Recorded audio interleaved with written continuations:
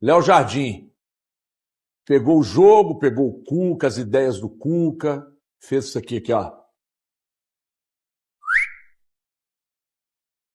E acabou com o jogo. Foi um... Vem cá.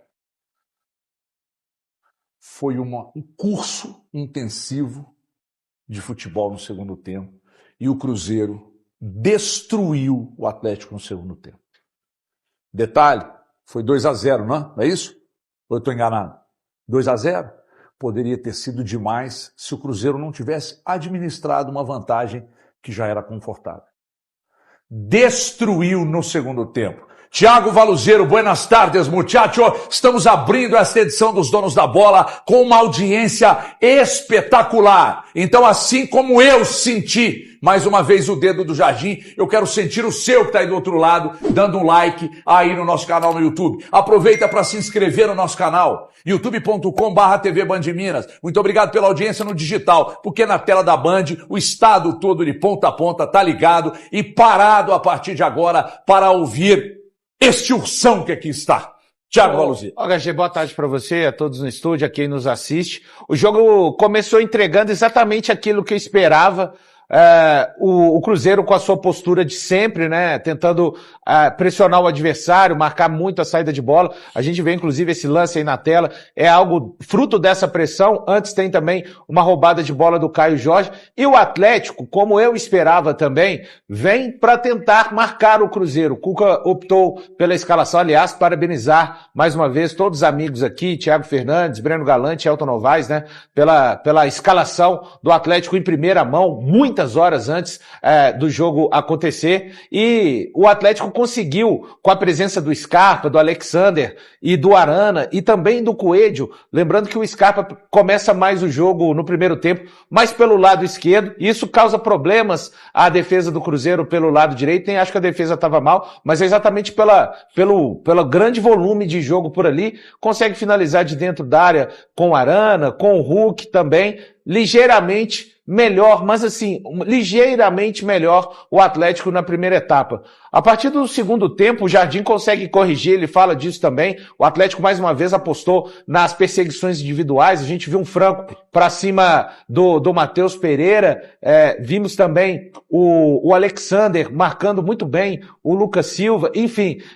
À medida que isso passa, a gente está vendo esse gol, que é histórico para o Fabrício Bruno, é histórico em termos de clássico, da importância, né? A gente tem que lembrar do Cruzeiro pela quinta vez na Arena MRV e alcançando a sua terceira vitória junto com o Flamengo agora. São as equipes que mais venceram o Atlético na sua casa. E daí por diante vem o segundo gol, o gol do Caio Jorge, e, de fato, né, o segundo tempo, para mim, ele acaba pertencendo todo ao Cruzeiro, que é um time que sabe muito bem o que faz, desde que o Leonardo Jardim encontrou essa equipe naquele jogo contra o São Paulo. Jogadores muito bem, o Fabrício Bruno e o Caio Jorge. Aliás, o Fabrício Bruno, para quem tinha alguma dúvida ainda, né, do porquê que ele estava indo frequentar a seleção, acho que com a partida de ontem ele não deixa nenhuma fresta para qualquer tipo de questionamento do porquê que ele está sendo convocado pelo Carlo Ancelotti. E é um Cruzeiro muito maduro. O Atlético depois coloca vários jogadores de ataque em campo, mas é um time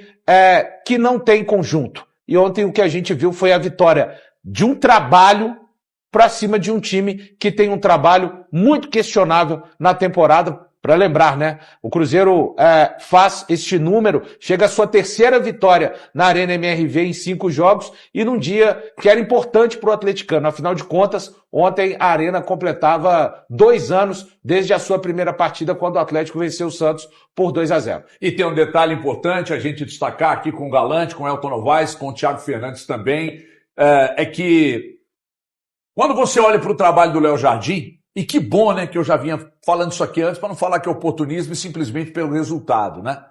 De sentir o dedo do Jardim há muito tempo, de não ter vergonha de assumir isso, porque eu não tenho vergonha, né? E eu me posiciono, eu não pipoco. Quando você olha para a recuperação que o Léo Jardim fez com o time do Cruzeiro, inclusive recuperação com jogadores que eram questionados em outros momentos, aí você consegue apontar para o Léo Jardim e falar: você é o responsável. Porque, primeiro, A facilidade que ele tem de colocar na cabeça dos jogadores as ideias que ele tem, o comando que ele tem, a lucidez que ele tem, e o time dele dentro de campo é o reflexo disso. É um time lúcido, sabe o que fazer, não é um time burocrático em campo.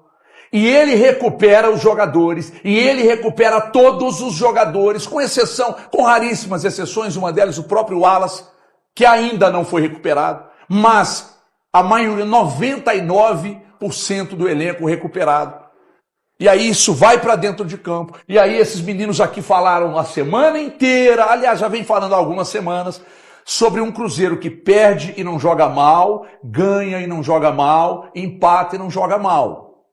É que tem do outro lado adversários também que jogam, que entendem, que conseguem fechar espaço, que conseguem marcar, que conseguem dificultar por vezes a formatação do Cruzeiro dentro de campo. O Cuca não conseguiu. O Cuca apostou mais uma vez, no empirismo, na mística e na fé que eu não brinco. E na lei do ex. A informação do Elton ontem aqui, que o Dudu iria para o jogo. Aí eu te pergunto, por que o Dudu tá jogando há 6 jogos? Não foi titular em momento algum da temporada? Por que ele ontem? Porque é a mística, é a lei do ex. Então não há processos, não há um crédito para o que o Cuca está fazendo no Atlético. Isso é informação. Não há uma crença dos jogadores com o trabalho do Cuca. O Cuca está perdido e já faz tempo. Só que eu já venho falando isso aqui, eu vou falar por mim, não por eles. Eu já venho falando isso aqui há algum tempo. E aí, sabe o que acontece? O compilado de críticas, eles entregam para o Cuca. Olha o que o Everton está falando de você. Mas isso é geral. A insatisfação é geral. Então o trabalho do Cuca atingiu um patamar que não existe mais evolução. E estão discutindo no Atlético desde cedo outros nomes para substituir o Cuca. O fato novo precisa acontecer o quanto antes. Agora não é se vai demitir, é que horas que vai demitir. Porque não tem como mais. Ele ontem tomou um laço, aqui olha o Jardim, meteu no bolso. Tomou um laço ontem. Tomou um laço do Mano.